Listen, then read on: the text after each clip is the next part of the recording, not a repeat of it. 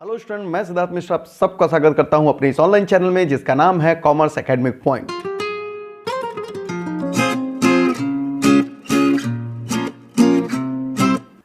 Student, आज की class में हम लोग फिर एक नए टॉपिक के साथ आगे बढ़ेंगे।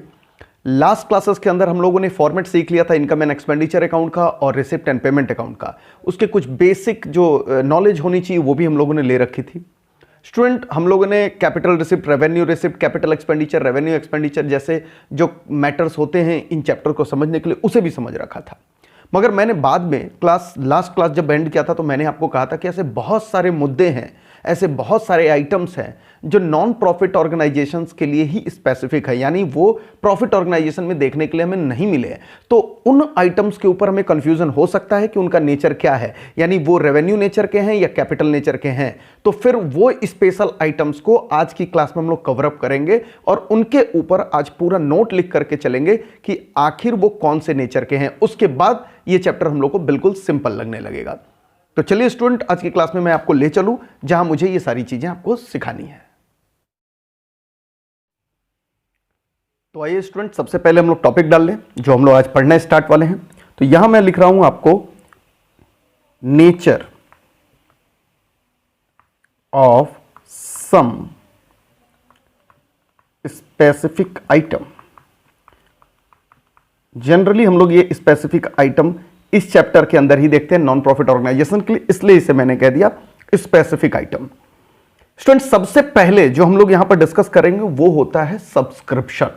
एक नया आइटम आपको देखने के लिए मिलेगा इस चैप्टर के अंदर और वो होगा नंबर 1 पर सब्सक्रिप्शन। स्टूडेंट, आप सब्सक्रिप्शन शब्द क्लास 12 अगर आपने, अब मैं ये मान करके चल रहा हूं कि आपने ये नहीं पढ़ा इसलिए मैं बार बार 12 का रेफरेंस नहीं दूंगा। स्टूडेंट, सब्सक्रिप्शन क्या होता है? सब्सक्रिप्शन एक प्रकार का फीस होता है जब किसी ऑर्गेनाइजेशंस के अंदर आप मेंबरशिप लेते हैं।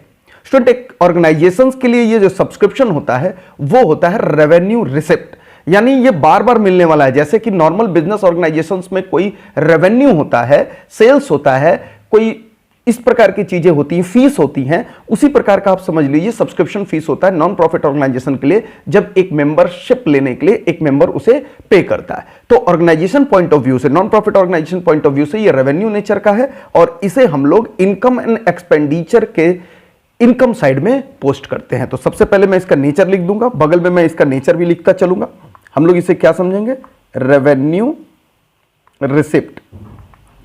आप इसे रेवेन्यू रिसिप्ट लिखेंगे और इसे हम लोग कहां भेजेंगे? तो यहां मैं एरो करके लिख देता हूं इनकम एंड एक्सपेंडिचर साइड में। आप इनकम एंड एक्सपेंडिचर में किधर भेज देंगे? इनकम एंड एक्सपेंडिचर में आप इसे पोस्ट कर देंगे इनकम साइड। एकदम सिंपल। तो ये सारी चीजें आपको समझ करके चलनी है। सब्सक्रिप्शन एक रेवेन्यू रिसिप्ट है, इनकम जैसा है, इसलिए इनकम एंड एक्सपेंडिचर अकाउंट में हम लोग इसे इनकम साइड में पोस्ट कर देंगे। एकदम सिंपल, यानी क्रेडिट साइड में ये पोस्ट हो जाएगा। चलिए, पहला आइटम बिल्कुल सिंपल था। नंबर 2 ये होता है बच्चे डोनेशन। डोनेशन तो हालांकि आपने पहले भी सीख रखा है, बहुत बार सुना होगा आपने डोनेशन शब्द को, मगर थोड़ा सा इसके ऊपर हम लोग डिस्कशंस करेंगे। डोनेशंस अगर आपको कहीं से मिल रहा है किसी काम के लिए तो वो डोनेशन दोनों नेचर का हो सकता है कि सर अगर ये रेवेन्यू एक्सपेंडिचर्स के लिए मिल रहा है कि कोई खर्चा करना है रेवेन्यू नेचर का, तो फिर ये डोनेशन हमारा रेवेन्यू रिसिप्ट हो जाएगा। लेकिन अगर हमें ये कैपिटल एक्सपेंडिचर करने के लिए किसी से डोनेशन प्राप्त हो रहा है अगर नॉन प्रॉफिट ऑर्गेनाइजेशन को, तो ये कैपिटल रिसिप्ट हो जाएगा। बच्चे, तो कैसे पता चलेगा एग्जामिनेशंस में कि ये कौन सा रिसिप्ट है? तो इसके लिए थोड़ी सी नोटिंग कर लेंगे जिसे देखते ही हम अंदाजा लगा लेंगे कि हां जी ये हमारा कैपिटल रिसिप्ट है या फिर हमारा रेवेन्यू रिसिप्ट है। अगर बच्चे समझ लीजिए कि अगर ये किसी खास पर्पस के लिए मिल रहा है, मैं यहां लिख रहा हूं, अगर कोई स्पेसिफिक पर्पस है, यानी जो डोनेट कर रहा है, डोनर जो है, अगर वो कह रहा है कि लो भैया इसे बिल्डिंग बना देना, लो भैया इससे प्लेग्राउंड बना देना, लो भैया इससे स्कूल बना देना, तो समझ लीजिए कि ये आपका कैपिटल रिसिप्ट हो गया। वो स्पेसिफिक खास पर्पस बता रहा है, आप किसी भी पर्पस के लिए इस्तेमाल नहीं कर सकते और वो पर्पस भी कैसा है? कैपिटल एक्सपेंडिचर के नेचर का है। तो कैपिटल एक्सपेंडिचर करने के लिए जो मिला हुआ रिसिप्ट है वो आपका कैपिटल रिसिप्ट ही कहलाएगा। इसलिए अगर डोनेशन आपको मिला, यहां पर डोनेशन फॉर स्पेसिफिक पर्पस। तो समझ लीजिए बच्चे, ये आपका हो जाएगा कैपिटल रिसिप्ट। याद रखिएगा क्या हो जाएगा ये आपका कैपिटल रिसिप्ट। और अगर ये आपको मिला जनरल पर्पस के लिए, फॉर जनरल पर्पस, मतलब कोई खास पर्पस नहीं बताया गया कि आपका इस्तेमाल क्या है, आप किसी भी इस्तेमाल के लिए कर सकते हैं, तो इसे हम लोग ट्रीट कर सकते हैं अपने क्वेश्चंस बनाते वक्त रेवेन्यू रिसिप्ट। ये हमारा रेवेन्यू रिसिप्ट बन जाएगा बच्चे। ओके, अब इसकी पोस्टिंग कैसे करेंगे? अगर वो कैपिटल रिसिप्ट बन गया और अगर वो रेवेन्यू रिसिप्ट बन गया, तो मैं यहां पर भी ऐड कर दूं डोनेशन। एक्चुअली आपको मिलेगा तो रिसीव्ड है ये डोनेशन रिसिप्ट। ओके, अगर ये कैपिटल रिसिप्ट है बच्चे, तो हम लोगों ने लास्ट क्लास में भी डिस्कस किया था, कैपिटल रिसिप्ट है तो ये बैलेंस शीट में चला जाएगा। बैलेंस शीट में रिसिप्ट वाली आइटम किधर जाती है? रिसिप्ट में आपकी चली जाएगी लायबिलिटी साइड में। तो स्पेसिफिक वाले को भी डील करते वक्त आप याद रखिएगा, बहुत खास ध्यान देकर के चलिएगा कि इसके अंदर अगर ये किसी फंड से रिलेटेड है, अगर ये रिलेटेड टू एनी फंड, अगर ये किसी फंड से रिलेटेड है, और अगर ये not related to any fund, not related to any fund, किसी फंड से रिलेटेड नहीं है बच्चे, ये दो स्थितियां उत्पन्न हो सकती है इसके अंदर। यानी जो फंड मिला, एक तो स्पेसिफिक पर्पस है यानी कैपिटल रिसिप्ट है, लेकिन वो भी बोला कि कैपिटल फंड के लिए डोनेशन है, ये प्राइज फंड के लिए डोनेशन है। ऐसा अगर कोई भी फंड से रिलेटेड हुआ तो फिर ये ले जाकर के उसी फंड में डोनेशन आप बैलेंस शीट की लायबिलिटी साइड में आप दिखा देंगे।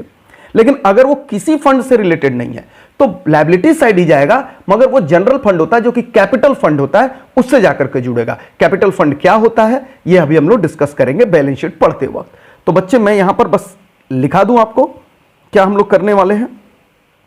आप यहां पर ले जाकर के इसे, अगर वो रिलेटेड टू एनी फंड है यानी पर्टिकुलर फंड है, तो आप उससे ही ले जाकर के करेंगे added to such fund in liabilities side of balance sheet.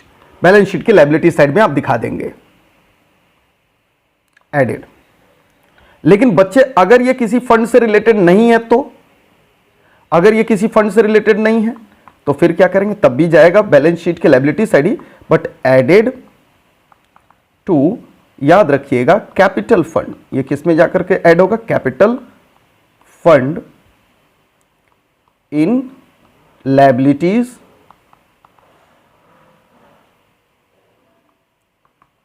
Side of balance sheet. एकदम सिंपल।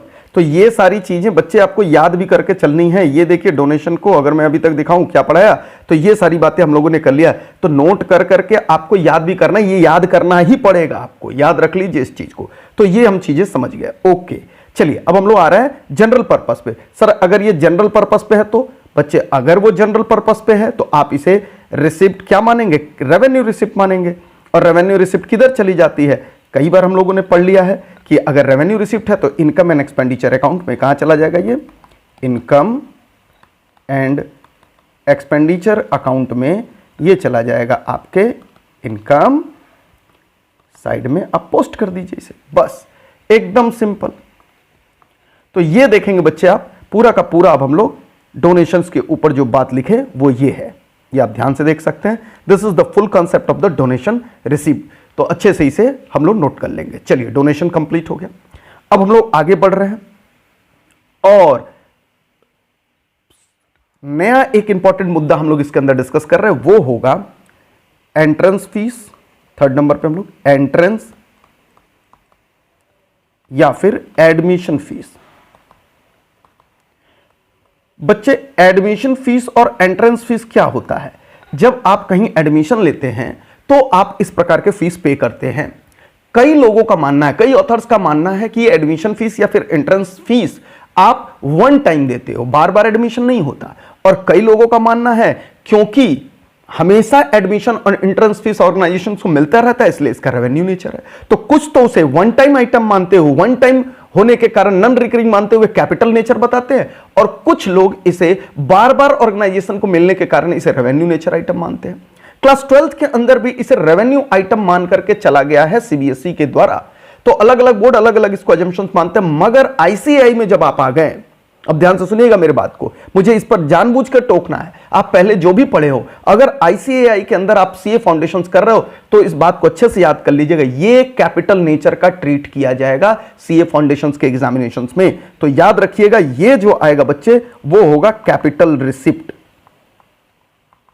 तो आपको इस बात का ध्यान रखना है कि ये कैपिटल रिसिप्ट होने वाला है। बच्चे अगर ये कैपिटल रिसिप्ट होने वाला है तो फिर कहां चला जाएगा, that will be transferred to the, एकदम सिंपल बात है, कहां होगा, एडेड टू कैपिटल फंड, एकदम बैलेंस शीट में चला जाएगा।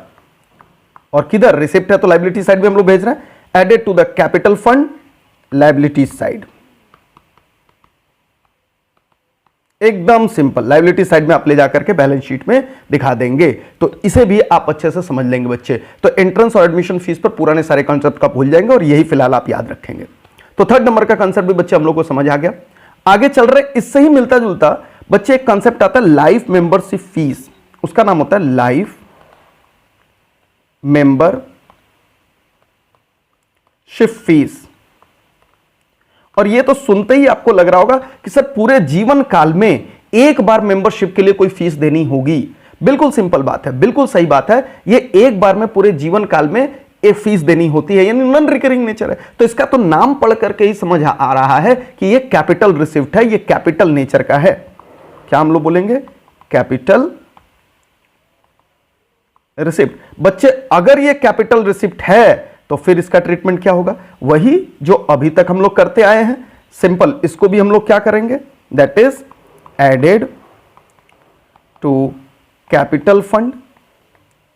बच्चे कैपिटल फंड को ही जनरल फंड बोलते हैं, जो लायबिलिटी साइड में जा रहा है, जो और कहीं ऐड नहीं हो रहा उसे हम जनरल फंड में ऐड करते चल रहे हैं, कैपिटल फंड में ऐड करते चल रहे हैं। इसे मैं लिख देता हूं, दिस इज जनरल फंड, ताकि आपको लगे कि बार बार कैपिटल फंड क्या है। जैसे प्रॉफिट ऑर्गेनाइजेशन में आप कैपिटल पढ़ा करते थे, समझ लीजिए वही है कैपिटल फंड, बस इसे जनरल फंड भी हम लोग यहां पर कह रहे हैं। चले तो चला जाएगा, और किधर चला जाएगा, that is in liabilities side of balance sheet. तो बच्चे ये भी हम लोग समझ गए लाइफ मेंबरशिप फीस के साथ हम लोग को क्या ट्रीटमेंट करना है। अब हम लोग देखिए बाइफरकेट कर रहे हैं, कैपिटल नेचर के आइटम को बैलेंस शीट वगैरह में ले जा रहे हैं, रेवेन्यू नेचर के आइटम को हम लोग कहां लेकर के चले जा रहे हैं, हम लोग लेकर के चले जा रहे हैं अपने इनकम एंड एक्सपेंडिचर अकाउंट में। दोनों का फॉर्मेट लास्ट क्लास में पहले भी हम लोग डिस्कस कर रखा है। जिन बच्चों ने अभी तक वो क्लासेस नहीं देखी तो प्लीज कृपया करके उन क्लासेस को पहले देख लीजिए। चलिए पांचवें आइटम्स पे हम लोग आएंगे। अब ये सारे आइटम्स आपको क्लियर लग रहा होगा, मैं बुक का पेज नंबर भी बताऊंगा, वहां से रीड भी कराऊंगा, और उस बुक का मैं लिंक आपको, जो आईसीएआई का है स्टडी मटेरियल, उसका लिंक भी मैं अपने डिस्क्रिप्शन बॉक्स में दे दूंगा, तो वहां से डाउनलोड करके भी आप पढ़ सकते हैं। पेज नंबर मैं इस क्लास के अंत में आपको बता दूंगा। बच्चे अब सिंपल सी चीजें और बची हैं। अगला पॉइंट है हम लोग का 5वां नंबर पे, कहता है sale of old newspaper. Old newspaper, आपको पता होगा न्यूज़पेपर ही नहीं, मैगजीन्स वगैरह भी हो सकता है, कुछ और भी हो सकता है, पीरियोडिकल्स हो सकता है, जो कि नॉन प्रॉफिट ऑर्गेनाइजेशन जैसे क्लब में आते रहते हैं। आपको पता होगा साल भर के अंदर एक बार, जैसे आप घर के अंदर सफाई करते हो, दिवाली मनाते हो, तो उसके अंदर से बहुत सारे आपके जो रद्दी निकलती है, बस समझ लीजिए बच्चे देसी भाषा में वही रद्दी है जो यहां पर सेल ऑफ न्यूज़पेपर के रूप में हम लोग देख रहे हैं। इस प्रकार के कितने magazines, newspaper, old periodicals club के अंदर से निकलता होगा, नॉन प्रॉफिट ऑर्गेनाइजेशन के अंदर से निकलता होगा, तो उसे भी हर साल क्या करते हैं, ये बेच करके हटा देते हैं। कहते हैं रखना किस बात के लिए, हटा दो इसे, तो इसे हटा देते हैं। तो आप खुद सोच करके बोल सकते हो, क्या ये हर बार आते होंगे कि नहीं, रद्दी हर बार आते होंगे, साल साल पर हमेशा, तो ये रिकरिंग दिखते हैं, इसलिए इसे क्या हम लोग बोलेंगे, रेवेन्यू नेचर आइटम बोलेंगे, ये रेवेन्यू रिसिप्ट हो जाएगा। जैसे ही मैंने बोल दिया बच्चे ये रेवेन्यू रिसिप्ट है, रेवेन्यू रिसिप्ट है, तो आप समझ गए होंगे कि सर रेवेन्यू रिसिप्ट है तो इनकम एंड एक्सपेंडिचर के अकाउंट में इसे इनकम साइड में पोस्ट कर दीजिए। बिल्कुल सही है, अब तो आप समझने भी लगे हो और जवाब भी दे रहे हो। मुझे लग रहा है घर के अंदर बैठ करके आप सेम जवाब दे रहे होंगे। कहां पोस्ट करेंगे हम लोग, इनकम एंड एक्सपेंडिचर अकाउंट के किस साइड में, हम लोग इनकम साइड में, इनकम साइड। ये नोटिंग कर लेंगे, ये रिवीजन्स में बहुत मदद करने वाली है आपको। चलिए 5वें नंबर पे ये भी हम लोगों ने डिस्कस कर लिया। अब आगे हम लोग बढ़ रहे हैं और 6th नंबर पे बच्चे हम लोग डिस्कस कर रहे हैं कि sale of old fix assets. अब देखिए, अभी अभी हम लोग ने ओल्ड न्यूज़पेपर और ये सारी बातें पढ़ी, ऊपर में देख रहे हैं ना आप, यहां पर ओल्ड न्यूज़पेपर, तो आपने कहा रद्दी होता है ये, मैं यहां पे रद्दी लिख भी दूं, रद्दी, ये रद्दी होता है। लेकिन अब फिक्स एसेट्स की जब मैं बात करूंगा तो इसे हम ये नहीं कह सकते कि रद्दी होता है और हर साल हमारे कुछ फिक्स एसेट्स हम बेच देते हैं, नहीं बच्चे। फिक्स एसेट्स ही है। फिक्स एसेट्स एक कैपिटल नेचर आइटम है, बैलेंस शीट का पार्ट बनता है, तो आप इसे कभी भी फिक्स एसेट को बेचना रेवेन्यू रिसिप्ट नहीं मानेंगे, चाहे वो ओल्ड ही क्यों ना हो। क्या हम लोग इससे बोलेंगे? इससे हम लोग बोलेंगे कैपिटल रिसिप्ट, कैपिटल रिसिप्ट। और इसे तो एग्जांपल में भी हम लोगों ने पढ़ा था जब कैपिटल एक्सपेंडिचर और कैपिटल रिसिप्ट पढ़ रहे थे। कैपिटल एक्सपेंडिचर में परचेज ऑफ फिक्स एसेट बोला था और हम लोगों ने कैपिटल रिसिप्ट में सेल ऑफ फिक्स एसेट बोला था, तो ये होगा कैपिटल रिसिप्ट। लेकिन जब जैसे मैंने कैपिटल रिसिप्ट बोला, अभी तक आप रट लियो कि सर कैपिटल रिसिप्ट है तो बैलेंस शीट में ले जाइए, जनरल फंड में यानी कैपिटल फंड में ले जाकर के लायबिलिटी साइड में ऐड कर दीजिए। नहीं बच्चे, हर कैपिटल रिसिप्ट लायबिलिटी को बढ़ाता है, ऐसा नहीं होता।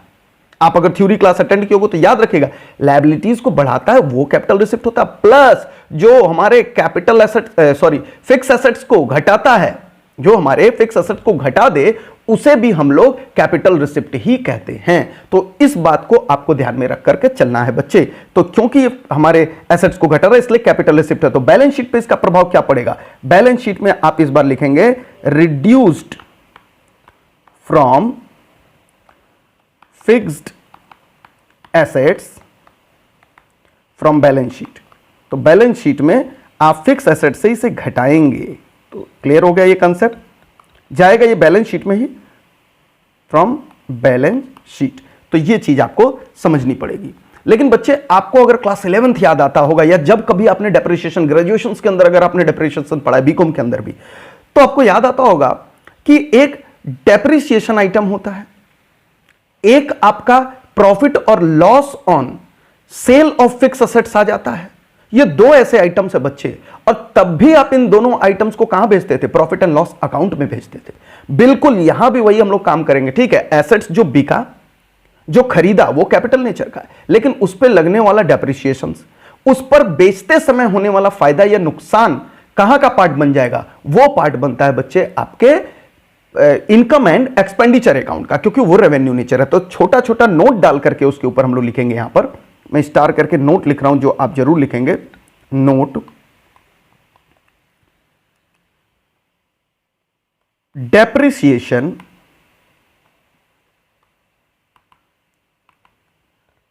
On fix assets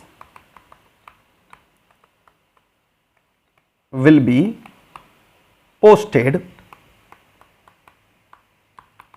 to expenditure side of income and expenditure account। तो ये चीज आप पोस्ट कर देंगे बच्चे, ये ध्यान देकर के आपको चलना है। ओके, चलिए डेप्रिसिएशन पे हम लोगों ने बातें कर ली, मैं डेप्रिसिएशन को यहां हाईलाइट भी करा दूं। Depreciation income and expenditure account के डेबिट साइड में पोस्ट हो जाएगा। ये हमारा 1 था, नोट नंबर 1। अब नोट नंबर 2 क्या कह रहा है? नोट नंबर 2 भी इसी बारे में कहेगा। नोट नंबर 2, जो प्रॉफिट होगा, profit on sale of fixed assets will be posted to income side। Income side में पोस्ट कर देंगे।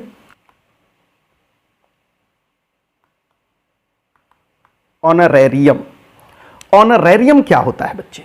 ऑनरेरियम, ऑनरेरियम बिल्कुल बच्चे सैलरी जैसा होता है, जैसे आप अपने स्टाफ को सैलरी देते हो ना, बस समझ लीजिए उसी तरीके से होता है। लेकिन अब सुन लीजिएगा पूरी बात, ये आप अपने एम्प्लॉइज को नहीं देते हो। यानी आप किसे देते हो? ये वैसा व्यक्ति है जो बाहर से आता है, ये आपका एम्प्लॉइज नहीं है, और इसको जो पेमेंट करते हो वो कहलाता है ऑनरेरियम। होता ये भी रेवेन्यू नेचर का ही है, रेवेन्यू एक्सपेंडिचर ही है। जिस प्रकार आप प्रॉफिट ऑर्गेनाइजेशन में सैलरी देते थे, जिस प्रकार आप नॉन प्रॉफिट ऑर्गेनाइजेशन में भी सैलरी दोगे, वो लेकिन सैलरी अपने एम्प्लॉइज को देते हो। लेकिन अगर कोई बाहर का व्यक्ति आपको सर्विसेज दे रहा है और उसको आप पेमेंट कर रहे हो, तो उसे हम ऑनरेरियम बोलेंगे, और वो ऑनरेरियम भी रेवेन्यू नेचर का ही है। बस उसका मतलब मैंने आपको समझा दिया।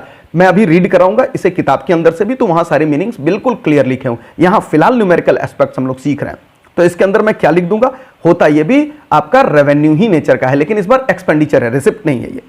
तो ये क्या हो गया बच्चे हम लोग का ऑनरेरियम, रेवेन्यू एक्सपेंडिचर।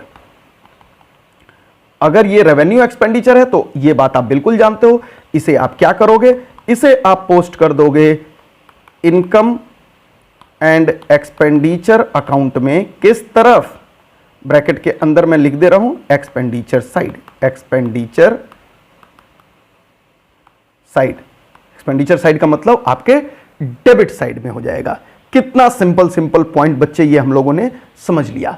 7वां पॉइंट भी बहुत आसान था, इसे भी हम लोगों ने सीख लिया। अब हम 8वें पॉइंट पर बढ़ रहे हैं, यहां पर 8th पॉइंट पर आइए बच्चे, और 8th पॉइंट पर हम लोग पढ़ेंगे फंड के विषय में। और ये स्पेशल है, ये अलग पॉइंट है, इसे आप जरूर समझ करके चलेंगे बच्चे। अब फंड दो प्रकार के होंगे, दो प्रकार के फंड हम लोग को देखने के लिए मिल सकते हैं। एक हो सकता है हमारा जनरल फंड, और एक हो सकता है हमारा स्पेसिफिक फंड। जनरल फंड और एक हो सकता है हमारा स्पेसिफिक फंड। बच्चे जनरल फंड कुछ और नहीं बल्कि हमारा कैपिटल फंड ही कहलाएगा, कैपिटल फंड। तो ये क्या होगा, जनरल फंड यानी कैपिटल फंड किधर दिखेगा सर, कोई भी फंड हो, फंड का जो नेचर होगा मैं बता दूं, इसका नेचर बच्चे होगा कैपिटल नेचर का। यहां ऊपर आप लिख सकते हैं दिस इज कैपिटल नेचर है ये। और ये दोनों फंड आपके किधर दिखेंगे, लायबिलिटीज साइड में ही दिखेंगे, एट लायबिलिटीज साइड ही दिखेंगे। This is at liabilities side.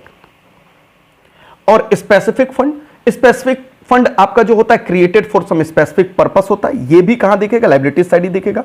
Created for some purpose,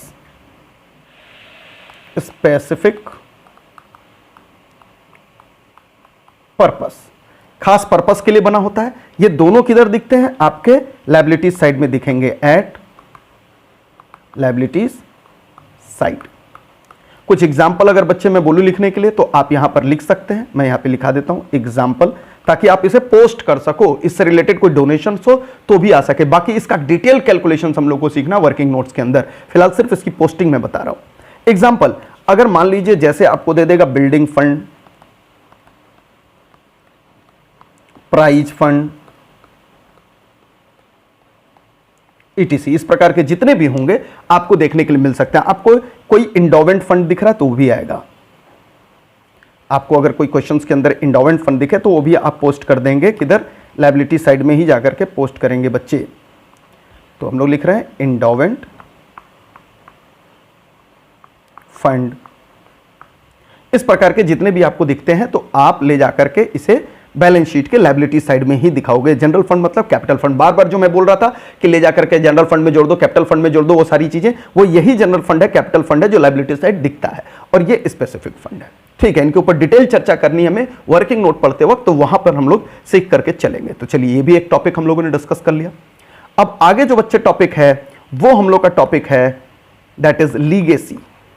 legacy, अब लीगेसी का मतलब समझ लीजिए। लीगेसी बच्चे होता है जब कोई मरने वाला व्यक्ति अपने इच्छा अनुसार कोई विल बना देता है और किसी को कुछ दे देता है। अगर ऑर्गेनाइजेशन को दे दिया, नॉन प्रॉफिट ऑर्गेनाइजेशन को दे दिया, तो ये इसके लिए कैपिटल रिसिप्ट बन जाएगा। याद रखिएगा, कोई मरने वाला व्यक्ति मरते वक्त अपनी विल बना करके अगर नॉन प्रॉफिट ऑर्गेनाइजेशंस को कुछ दे रहा है तो वो ऑर्गेनाइजेशन किसी के लिए भी क्या बन जाएगा, वो हो जाएगा रिसिप्ट है, मगर वो कैपिटल रिसिप्ट है। और वो कहां दिखेगा, वो दिखेगा बच्चे लायबिलिटी साइड में। तो लीगेसी के ऊपर भी मैं यहां पर थोड़ी सी अगर नोटिंग करना चाहें तो भी आप लिख सकते हैं, legacy by will by person dying, यानी जो पर्सन मर रहा है वो मरते वक्त अपना जो विल बना देता है उसके द्वारा ये दी जाती है। तो बच्चे इसका नेचर क्या हो जाएगा, थ्योरेटिकली भी मैं सारा कुछ डिस्कशन कराऊंगा, घबराने की जरूरत नहीं है। तो इसको मैं क्या लिखाऊंगा, this is capital receipt, this is capital receipt. और जैसे ही कैपिटल रिसिप्ट बोला आपको पता है ये कहां चला जाएगा, ये चला जाएगा आपके लायबिलिटीज साइड में, liabilities side of balance sheet. तो आपको सिंपल ढंग से बच्चे लगभग ये सारी चीजें समझ आ गई हैं, ऐसा कोई और पॉइंट नहीं है जो मैं आपको समझाऊं। जितने भी इंपॉर्टेंट चीजें थी वो मैंने आपको समझा दिया। एक बार फिर से क्विकली देख लें अगर आप देखना चाहते हैं जो हम लोगों ने डिस्कशन किया। सबसे पहले हम लोगों ने जो डिस्कशन किया बच्चे, एक बार मैं बड़ा ले लूं, हम लोगों ने सबसे पहले सब्सक्रिप्शंस के ऊपर डिस्कस किया, ये आप पहली बार देख सकते हो नॉन प्रॉफिट ऑर्गेनाइजेशंस के अंदर। फिर हम लोगों ने डोनेशंस के ऊपर डिस्कस किया, ये आप चीज देखोगे, और उसका पूरा कैसे स्पेसिफिक और जनरल पर्पस को डील करना है वो हम लोगों ने सीखा। फिर हम लोगों ने एंट्रेंस फीस के ऊपर आईसीआई का एजम्पशंस पढ़ा। फिर हम लोगों ने लाइफ मेंबरशिप फीस के ऊपर आईसीआई का एजम्पशंस पढ़ा, वो क्या होता है। फिर हम लोगों ने सेल ऑफ न्यूज़पेपर को पढ़ा, सेल ऑफ फिक्स एसेट्स को पढ़ा। फिर हम लोगों ने सेल ऑफ फिक्स एसेट्स के बाद ऑनरेरियम के ऊपर पढ़ा कि सैलरी जैसी ही दिखती है मगर किसको पे किया जाता है, मैं यहां पे लिख भी दूं इसके ब्रैकेट के अंदर, पेड टू पर्सन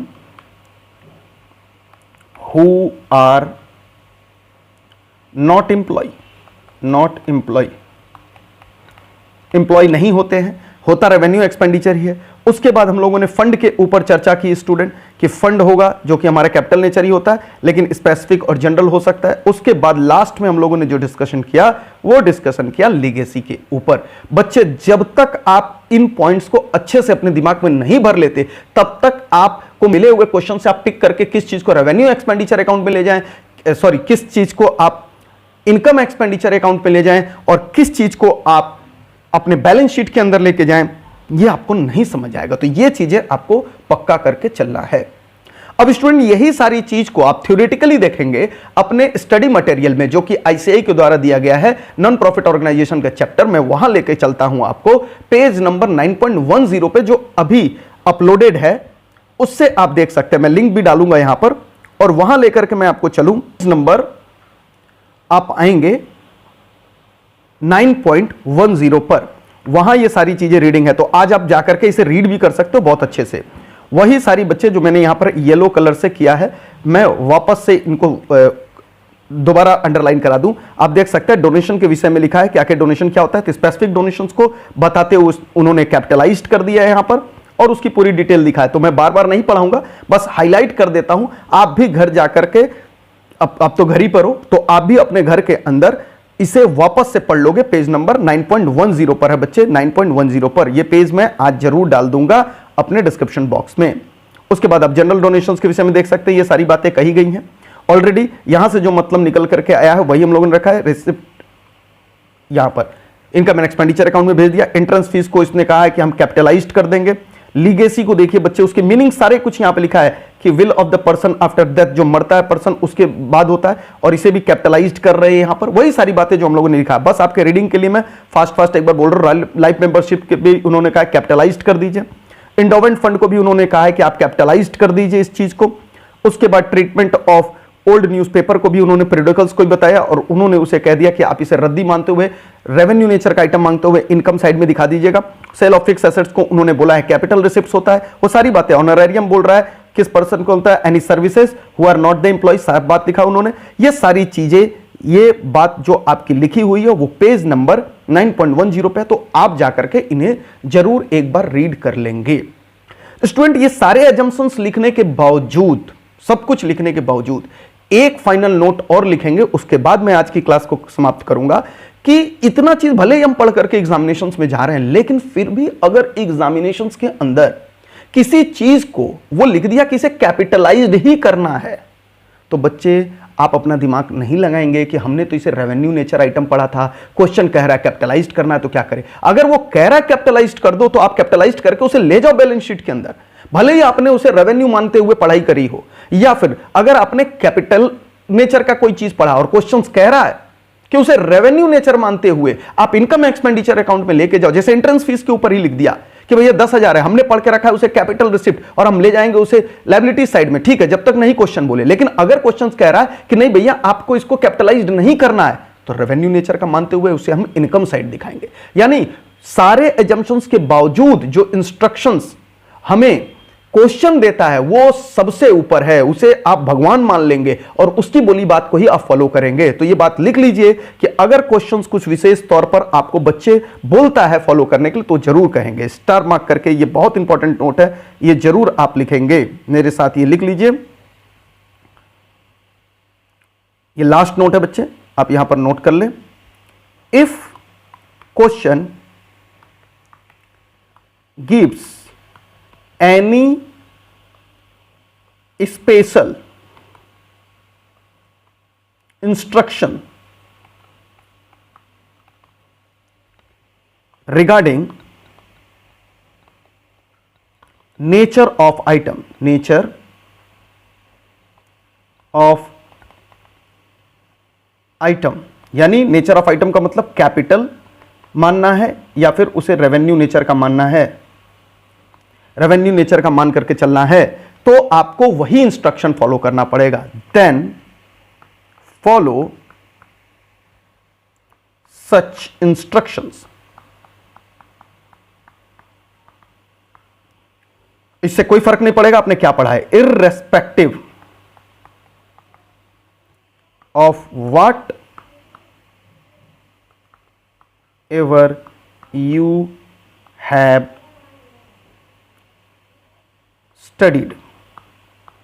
आपने क्या पढ़ा है इससे कोई फर्क नहीं पड़ेगा बच्चे, आपको वही इंस्ट्रक्शंस फॉलो करना पड़ेगा। यह बात अपने दिमाग में रख लीजिएगा, इससे कोई फर्क नहीं पड़ेगा, इररिस्पेक्टिव है ये कि आपने क्या पढ़ा है, आपको क्वेश्चंस के ही इंस्ट्रक्शंस को फॉलो करना पड़ेगा। तो बच्चे ये एक इंपॉर्टेंट चीज थी जो हम लोगों ने डिस्कस कर लिया, इसे आप अच्छे से समझ लीजिए और इसे नोट कर लीजिए। मिलते हैं स्टूडेंट नेक्स्ट क्लास के अंदर। आपको कोई डाउट होती है आप कमेंट्स में छोड़िए। अगर आपको कुछ भी बात करना मेरे से तो मेरा ये व्हाट्सएप नंबर है। अगर आप मेरे एप्लीकेशंस पे डाउनलोड कर लेते हैं तो एप्लीकेशंस पे जा सकते हैं, जहां पर मैं सारी ये वीडियोस अवेलेबल कराऊंगा, अपने नोट्स अवेलेबल कराऊंगा, सब कुछ कराऊंगा। तो हमारे एप्लीकेशंस का भी लिंक आपको डिस्क्रिप्शन बॉक्स में मिल जाएगा। स्टूडेंट, इस चैनल को प्रमोट करना और भी स्टूडेंट्स तक भी पहुंचाने का जिम्मेदारी आपका है, तो आप वो अपनी जिम्मेदारी निभाते रहिए, मैं आपको अच्छे एजुकेशन देने की जिम्मेदारी निभाता रहूंगा। See you in next class, tata bye bye.